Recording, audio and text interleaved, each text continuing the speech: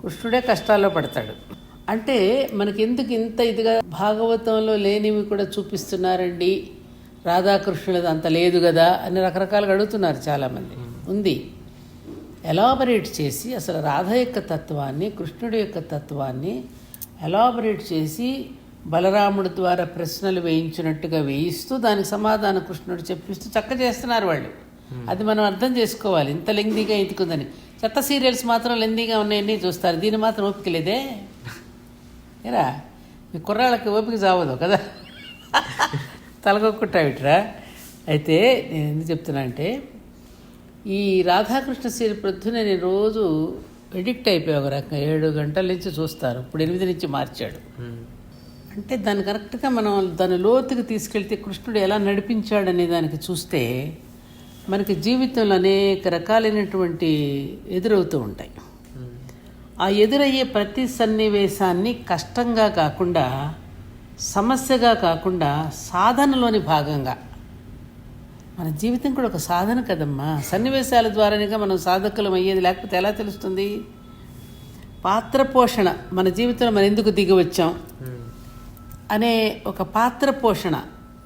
దానికి ఇప్పుడు మనం పని చేయాలనుకుంటున్నాం, మనకంటూ ఒక పాత్రని ఇచ్చాడు, మనకంటూ భగవంతుడు ఒక రోల్ ఇచ్చాడు జీవితం మీద. అలాట్ చేసిన పని ఒకటి ఉంది మనకి.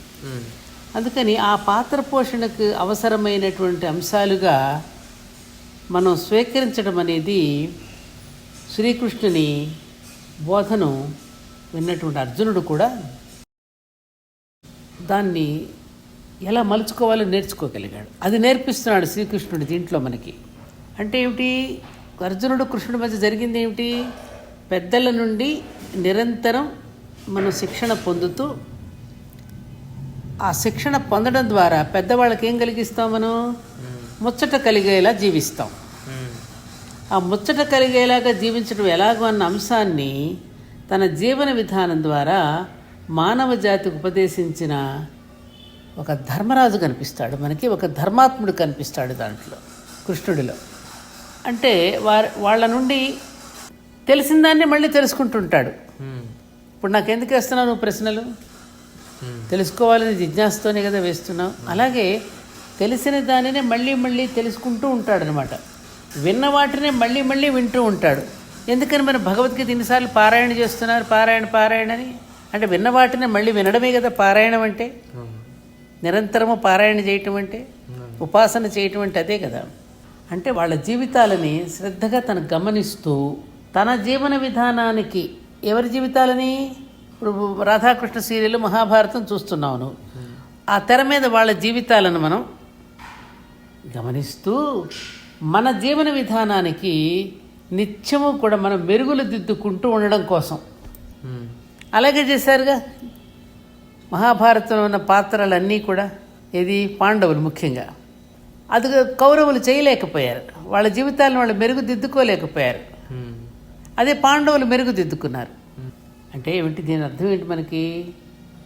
పెద్దల రూపంలో వెలుగుతూ ఉన్నటువంటి ఆ దేవదేవుడి చేతులతో నమస్కరించడం కంటే చేతలతో నమస్కరిస్తూ ఉంటాడనమాట. చేతులతో నమస్కరించడం కాదు, చేతలతో నమస్కరించడం అనేది జరగాలనేవారు మా మాస్టర్. చేతలతో అంటే ఏమిటి?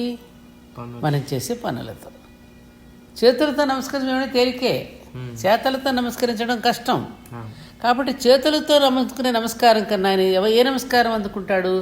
మన చేతలతో నమస్కారం అందుకుంటాడు. అది నేర్పించడానికి రాధాకృష్ణ సీరియల్లో అంత లెంగ్దీగా ప్రతిదానికి అంతరార్థాన్ని మనకి ప్రతి పాత్ర ద్వారా మనకు బోధిస్తూ మన జీవితంలో అన్వయించుకోవడానికి, పైగా ఈ పాత్రలన్నీ, సన్నివేశాలన్నింటినీ తెర మీద చూస్తూ ఉన్నప్పుడు మనకి ప్రతి పాత్రలోనూ 10 మంది కూర్చున్నాం అనుకోరు. అక్కడ మహాభారతంలో అన్ని పాత్రలు వస్తుంటాయి. అరే ఇది నా పాత్రే కదా, అరే ఇది ఖచ్చితంగా నా గుణమే కదా, అరే వీడి లక్షణం సేమ్ ఇలాగే ఉంటుందిరా, అదిగో ఆమె లక్షణం ఇలాగే ఉంటుందని మన యొక్క లక్షణాలని, మన స్వభావాలను కూడా తడిమి చూసుకుని దానిని కూడా శృతి చేసుకోవడానికి ఉపయోగపడతాయి. అందుకే మనం ఎగ్జాంపుల్స్ చెప్పుకునేటప్పుడు కూడా అందులో ఉన్న పాత్రలతోనే మనం అన్వయించుకుంటాం. రే ఆంజనేయులా ఉన్నాడురా, రామలక్ష్మణుల్లో ఉన్నారురా, కృష్ణార్జునుల్లో ఉన్నారురా, నేను అందుకంటున్నావు. దానం చేయడం శివ చక్రవర్తిరా, వంశాన్ని కూడా కోసిచ్చేశాడు. దానం అలా ఎందుకని ఆ పాత్రలతో పోల్చుకుంటున్నాను చెప్పు నాన్న. మరి అందుకోసమని ఇది చక్కగా డైలాగ్స్ కానీ మళ్ళీ చూడు సీరియల్ అయిపోయిన తర్వాత కృష్ణుడు ఆ రోజు ఉన్నటువంటి సారాన్ని మళ్ళీ చక్కగా చెప్తున్నాడు. ఇవన్నీ నోట్ చేసుకోవాలి మీ యూత్ అంతా. ఈ పబ్బుల్లో క్లబ్బులు ఏముడి చచ్చిందిరా, ఆ మురికి నీళ్ళు తాగి చచ్చే కంటే యువకులందరూ కాసేపు ఇది చూస్తే వాళ్ళ జీవితం వింటే అర్థమవుతుంది. ఈ గంజాయి మత్తు కన్నా ఈ మత్తు చాలా బాగుంటుంది. ఇది మంచి కిక్ ఇస్తుంది మనకి. అదేం కిక్ ఇవ్వదో, అది ఆ కాసేపు తర్వాత రోడ్డు మీద పడితే అందరూ అసహించుకుంటారు. ఏమంట ట్రూ లవ్ అంటే ఇదే. ట్రూ లవ్ అంటే ఎస్, ట్రూ లవ్ అంటే అసలు లవ్ అంటే ఏంటి, అసలు ప్రేమ అనేది దేన్ని అంటారు? కేవలం స్త్రీ పురుషుల మధ్య ఉన్న ఆకర్షణ ప్రేమ కాదు, అది మోహం. ప్రేమ అనేది అనంతమైన ప్రేమ అనేది రాధాకృష్ణుల ప్రేమ. అది అనంతమైనటువంటిది, అది అన్నింటికి అతీతమైనటువంటిది, స్త్రీ పురుషులకు అతీతమైన, శరీరాలకు అతీతమైనటువంటి ప్రేమ. అది అర్థమైందా ఇప్పుడు? చూడు, పోలుడు తెలుస్తాయి నీకు.